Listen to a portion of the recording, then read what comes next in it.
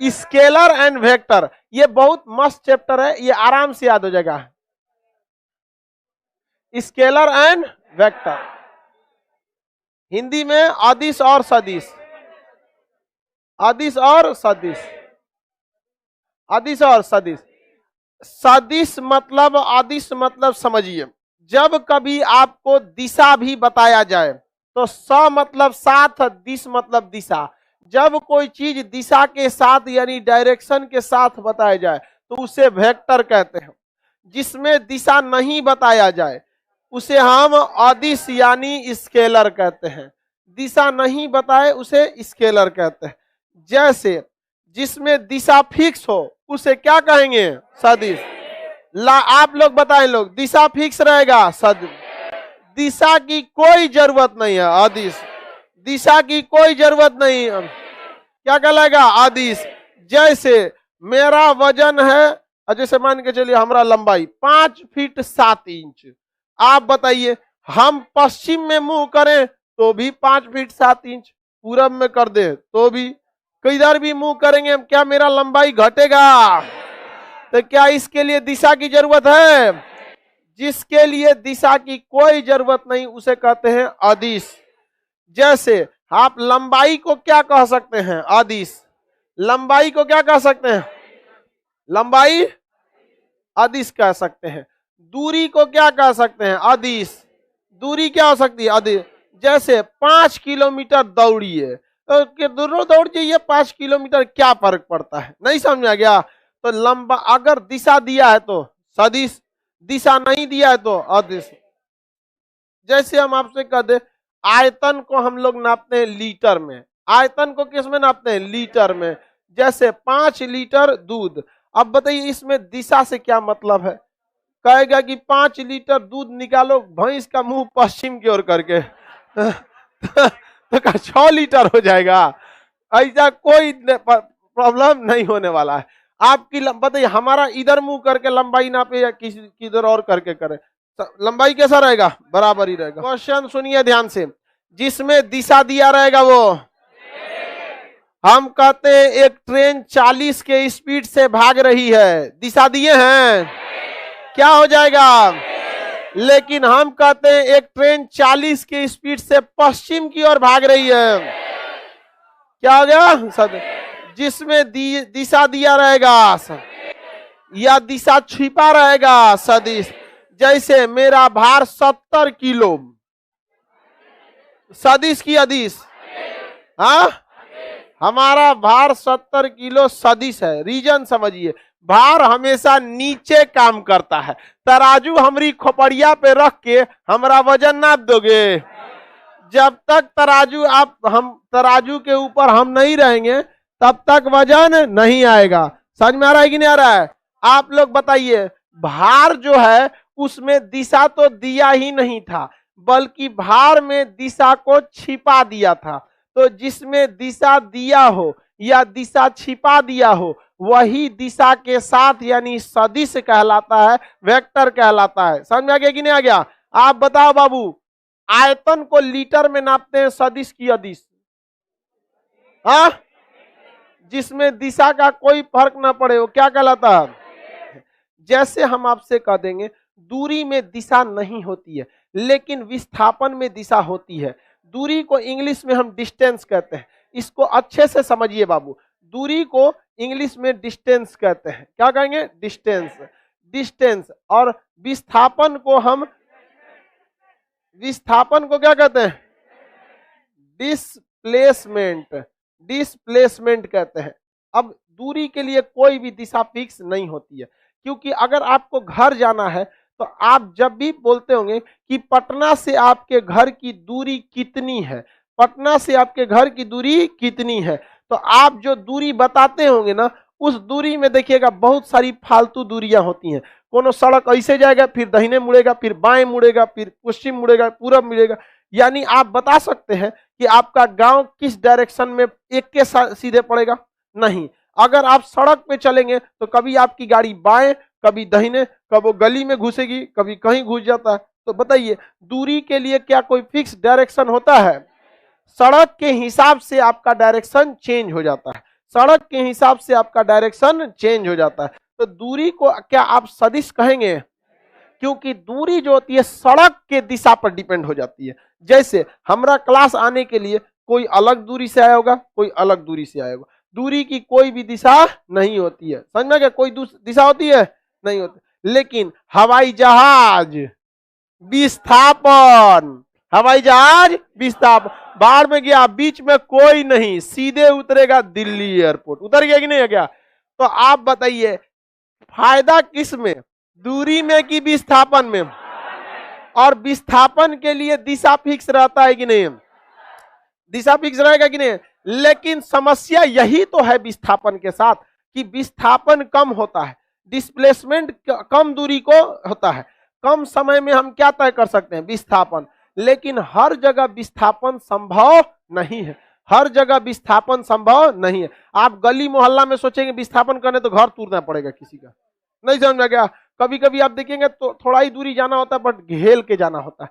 अब सब लोग मांझी द माउंटेन मैन तो हो जाता है नहीं, दशरथ मांझी जो थे वो पहाड़ हेल कर जाते थे, उनकी पत्नी इसी में दुर्घटना से मृत्यु हो गई। तो उन्होंने कहा कि अब दूरी ना हो तो अब होगा विस्थापन, अब होगा विस्थापन, इधरे से चीर देंगे इसको। समझ में गया? चीर दिया, छीनी हथौड़ी से। बताइए दूरी और विस्थापन में बड़ा कौन होता है? कभी कभी दूरी और विस्थापन बराबर हो जाते हैं, कभी कभी दूरी और विस्थापन बराबर हो जाते हैं। समझ में गया? लेकिन अमूमन विस्थापन छोटा होता है। आगे बढ़ जाते हैं, सदिश और अदिश। आगे और भी समझते हैं इसके बारे में। सदिश राशियों को एक समस्या है, ये ससुरा आप मैथ को फॉलो नहीं करती हैं सर, कहती है सर भाड़ में जाओ मैथ, हम मनबे नहीं करेंगे। जैसे हम आपसे कह देते हैं कि मैथ के किसी चीज को जोड़ना है, 40 लीटर पानी और 5 लीटर पानी, बताइए कितना पानी? 45 लीटर। आप आराम से जोड़ सकते हैं कि नहीं? लेकिन खचरा जो सदिश राशि होता है कहता ना जुड़, तो नहीं जुड़ेंगे। आज जोड़ेंगे कैसे? सुनिए ध्यान से। अगर हम कहें कि सुरेश, जैसे हम आपसे कहते हैं कि सुरेश का वजन, जैसे हम सुरेश है, कोई कहे सुरेश की लंबाई, सुरेश के पास 5 मीटर कपड़ा है, सुरेश के पास 5 मीटर और रमेश के पास 2 मीटर है, टोटल कितना कपड़ा? हाँ, खड़े जोड़ लीजिए, क्योंकि लंबाई कोई सदिश राशि नहीं होती है। लेकिन अगर हम वही दिशा देके बोलेंगे, आप में से ऑनलाइन ऑफलाइन कोई नहीं बता पाएगा। हम जैसे कह देते हैं कि मोहन की चाल 10 किलोमीटर प्रति घंटा के हिसाब से, 10 मीटर पर सेकंड के हिसाब से पश्चिम की ओर है। किधर है? पश्चिम की ओर है। और सुरेश की चाल 15 के स्पीड से पूरब की ओर जा रहा है। बताइए कितनी चाल होगी? अब कैसे जुड़ेगा? एगो पश्चिम जा रहा है, एगो पूरब जा रहा है, जोड़ देंगे, जुड़ेगा? कितना बताइए? 25 नहीं जुड़ेगा, कहेगा भाई में जो सोचा। फिजिक्स कहता है हम जुड़ेंगे अपने हिसाब से, हम जुड़ेंगे अपने हिसाब से।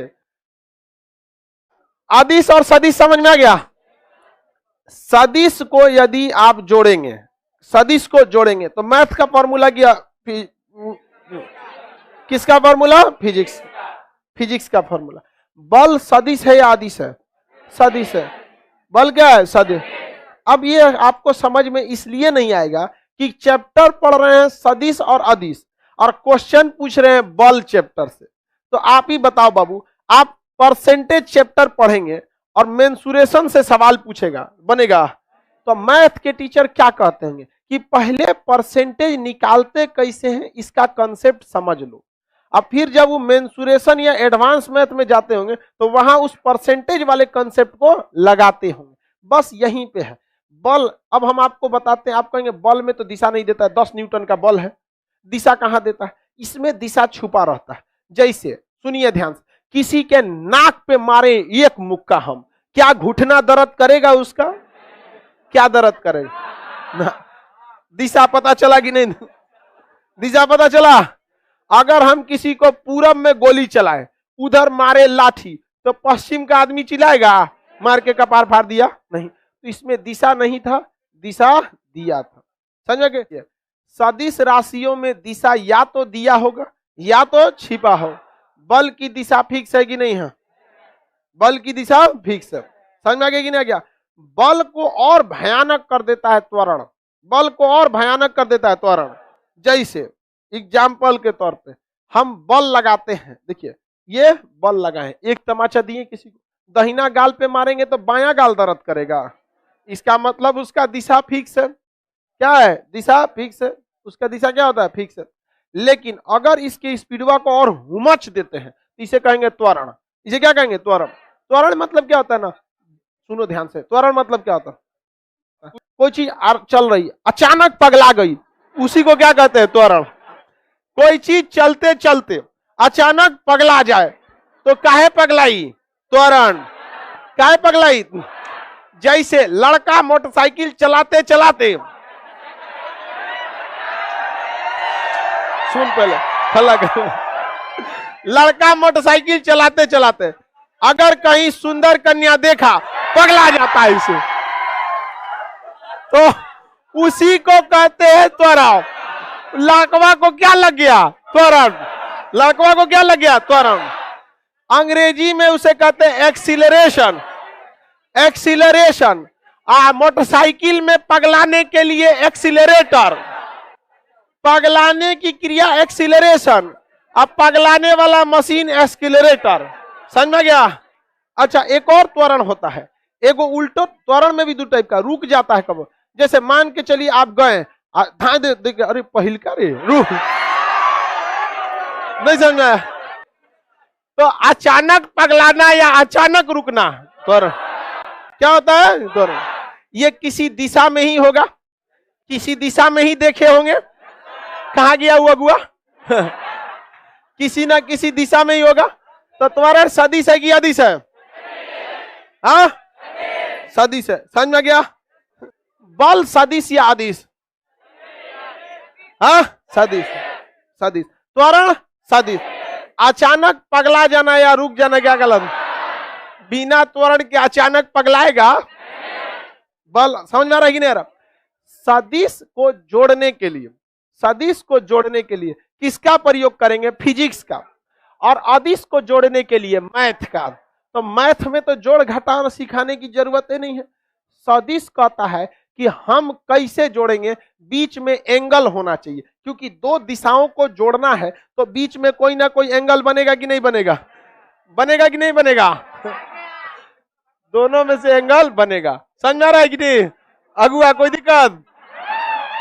तो बाबू, हम लोग इस जितना आप लोग के जनरल कंपटीशन में, कोई भी कंपटीशन हो, उसमें जितना स्केलर वेक्टर पूछता है उसको हम लोग निपटाते हैं अच्छे से।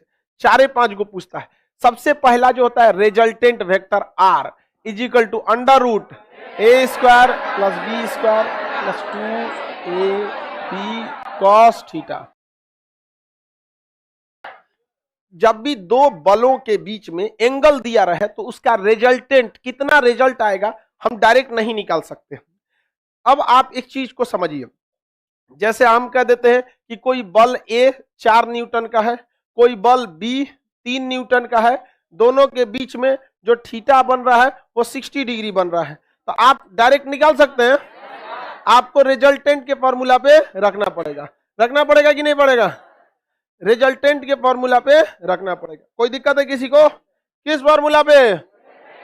Result under root A square plus B square plus 2ab cos theta. निकालिए कितना होगा? a का स्क्वायर 4 का स्क्वायर 16, b मतलब b का स्क्वायर 9 इंटू 16, सॉरी कॉस 60 की वैल्यू, कॉस 60 का वैल्यू 1/2, कॉस 60 का वैल्यू 1।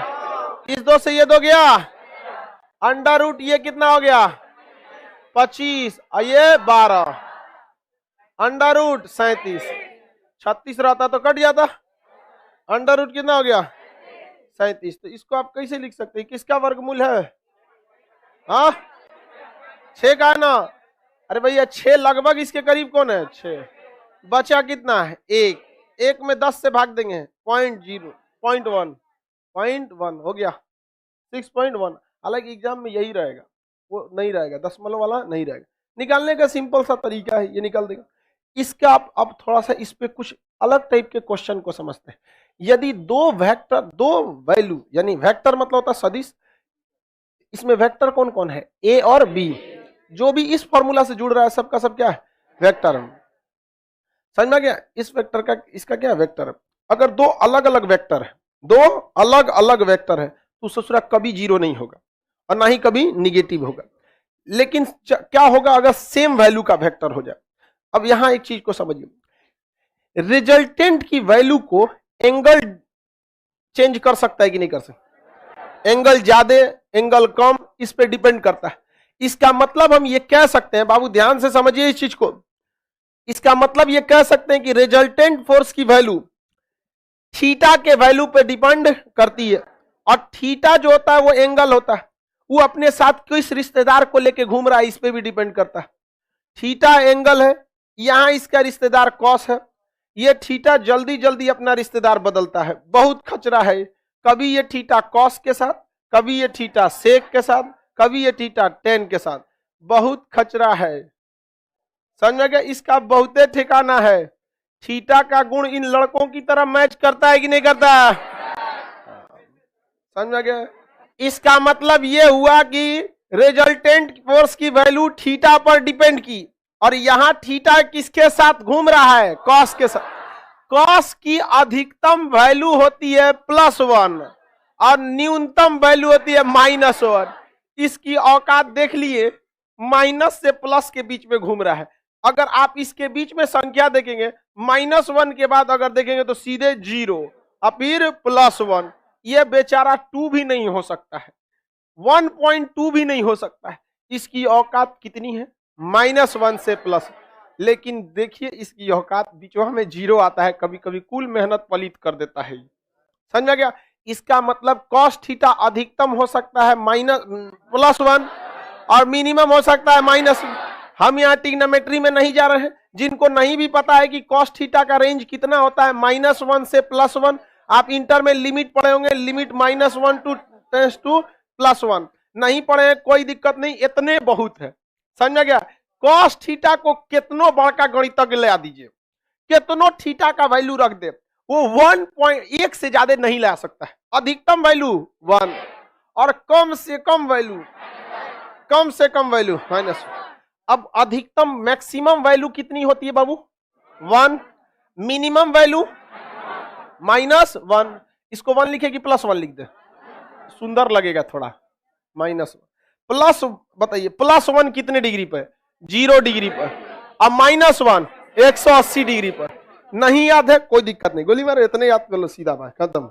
नहीं, हम ट्रिग्नोमेट्री पढ़ाने बैठे हैं कि आपको हम वैल्यू बताएंगे, खड़े याद कर लीजिए। 0 डिग्री पर 1, 0 डिग्री पर और 180 डिग्री पर -1। यहां लिख देते हैं ना, resultant force maximum A + B, resultant force minimum A - B। अब ये बताओ, अगर दो अलग अलग वेक्टर दिए गए हैं तो मैक्सिमम में तो कोई दिक्कत नहीं है, जोड़ दीजिए। दो अलग अलग वेक्टर दिए हैं तो कभी भी वो 0 नहीं हो सकता है, अलग अलग है तो कभी भी 0 नहीं होगा।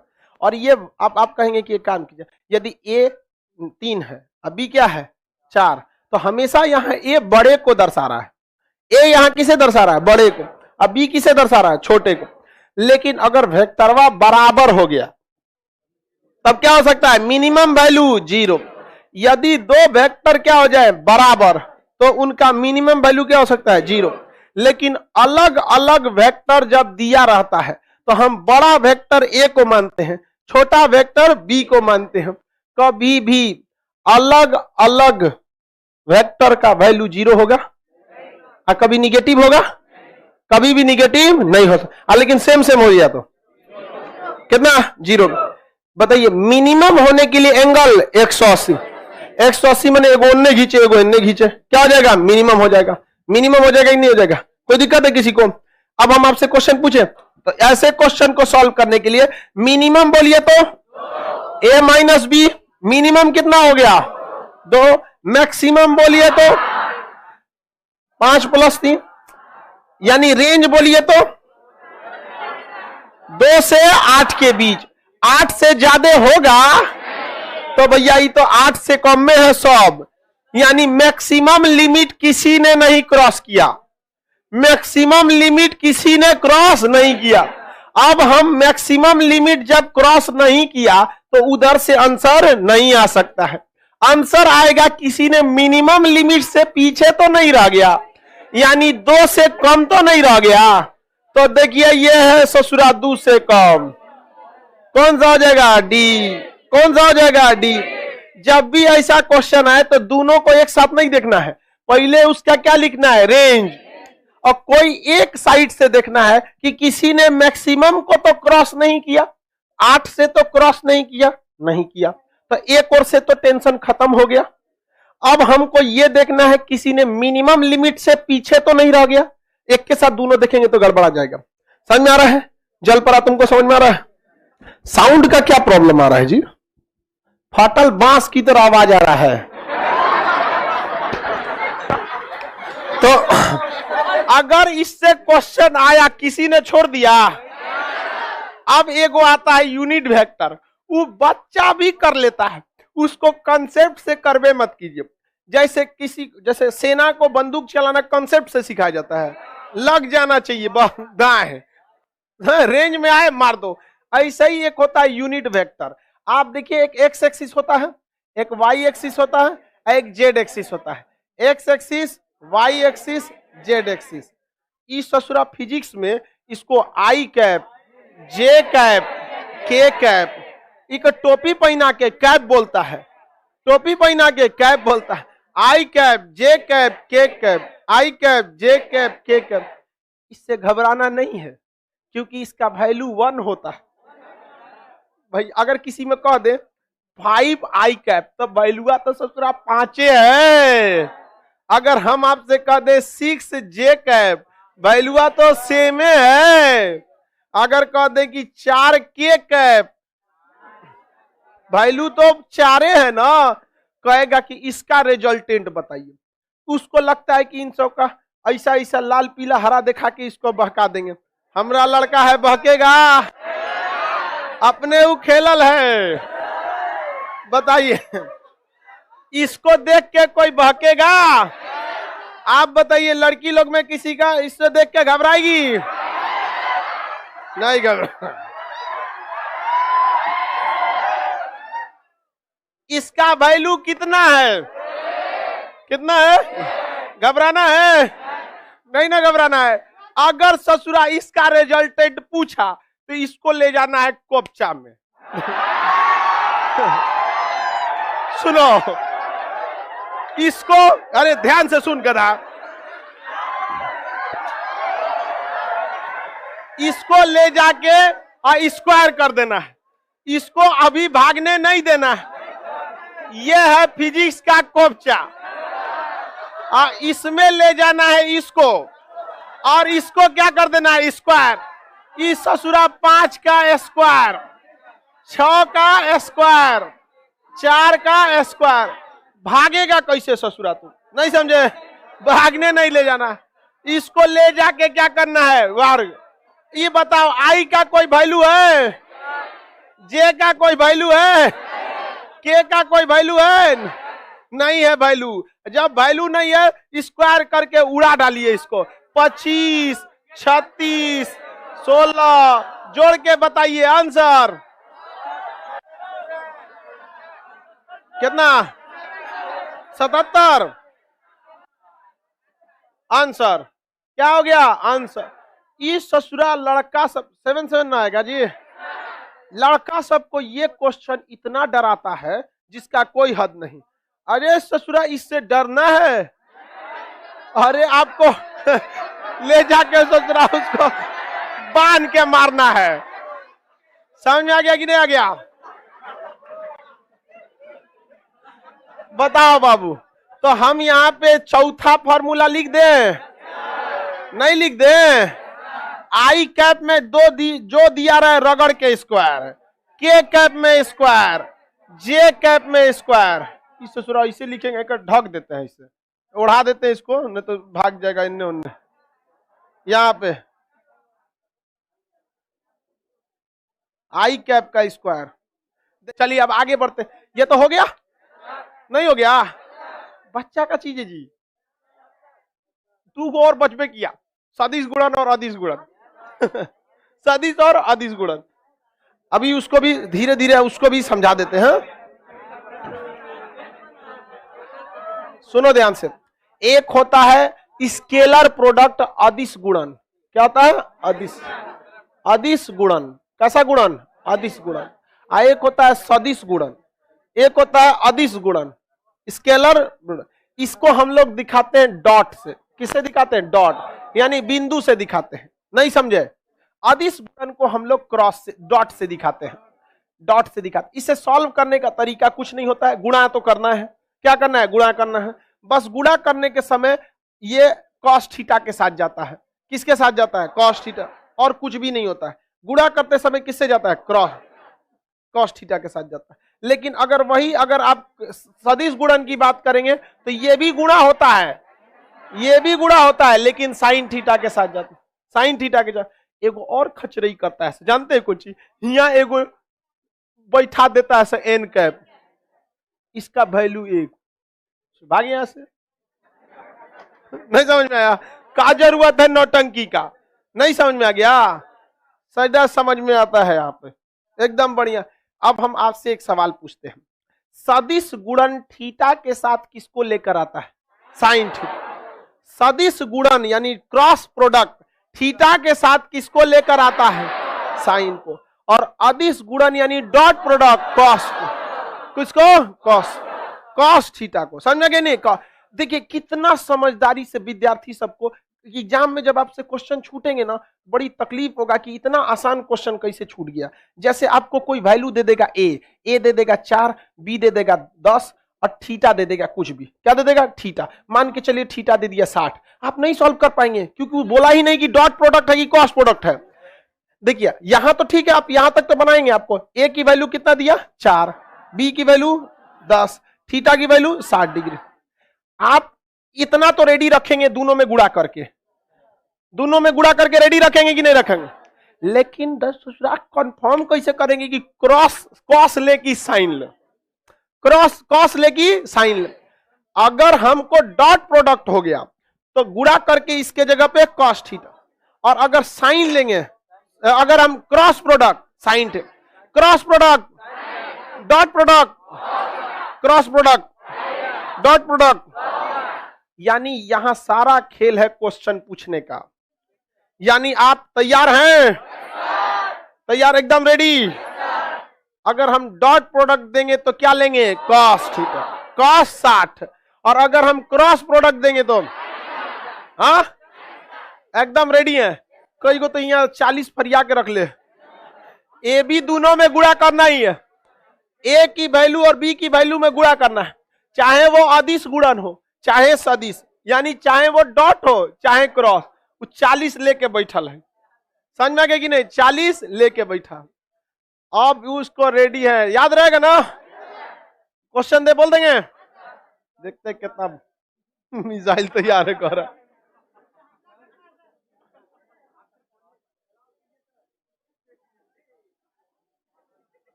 कितना आंसर होगा?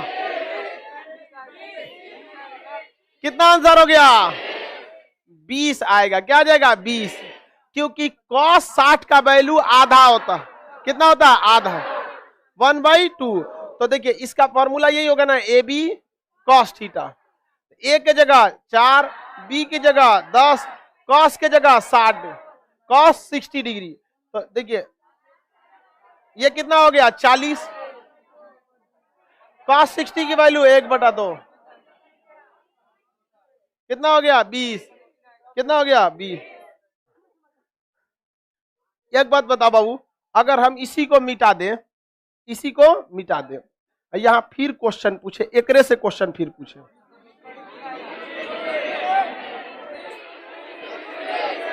क्या हो जाएगा? आ 20, बस सिंपल क्या करना है, जिसमें क्रॉस से ना पूछ रहा है, ए बी साइन थीटा, ए के जगह 4, बी के जगह 10, साइन के जगह, थीटा की जगह 60, ये हो गया 40, √3/2, साइन 60 की वैल्यू √3/2, 2 से इसको काटेंगे 20 बार में, तो 20√3। साइन और कॉस की वैल्यू याद नहीं होगी तो आपको बाबू एटलीस्ट इतना तो याद रहना पड़ेगा ना। आप ग्रेजुएशन हो चुके हैं, आप एग्जाम की तैयारी नहीं कंपटीशन की तैयारी कर रहे हैं। एग्जाम एक अलग चीज होता है, कंपटीशन एक अलग चीज होता है। एग्जाम एक ऐसी रेखा होती है, जो भी इसको पास करेगा, पार कर जाएगा, वो पास हो जाएगा। जो भी इस रेखा को पार करेगा वो पास हो जाएगा, ये होता है एग्जाम। कंपटीशन में क्या होता है, सीटें फिक्स है, जो पहले पार करेगा वही होगा। पार करने के लिए तो सबका सब पार करेगा, तो कंपटीशन अलग होती है, यहाँ तेज करना है। और अगर ध्यान से देखेंगे ना तो आपको बस साइन की वैल्यू याद रखनी है, कॉस उलट दीजिए उसको।